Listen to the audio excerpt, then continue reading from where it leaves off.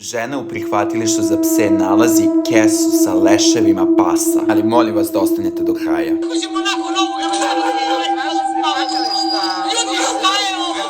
Šta je žena zatekla u kavezi gde su bili psi su bili puni izmeta. U jednom kavezu je bilo 5 pasa, većina pasa imala rane od ujeda, neki su čak imali i tumore. Psi koji su ostajali gladni su bili slabiji i nisu mogli da se izbore jer su ovi drugi bili agresivni. Većina pasa je bilo gladno jer nisu mogli da se izbore. Hrana koju su dobijale je bila najmanje nutritivne vrednosti i da je žena našla, ponavljam, u zamrzivaču džakove sa leševima pasa. Rukovodilac nije znao šta je to i o čemu se radi. Nisu imali evidenciju zašto su ti psi tu, koliko ih ima. Imaju šta da kažu u svoju odbranu. Katastrofa, ne želim više ni sebe ni vas da mučim. Šta možemo svi da uradimo? U svom gradu posetite prihvatilište, zanesite bilo koji vid pomoći, a u isto vreme prekontrolišete kakvi su im uslovi. Koliko nešto primetite,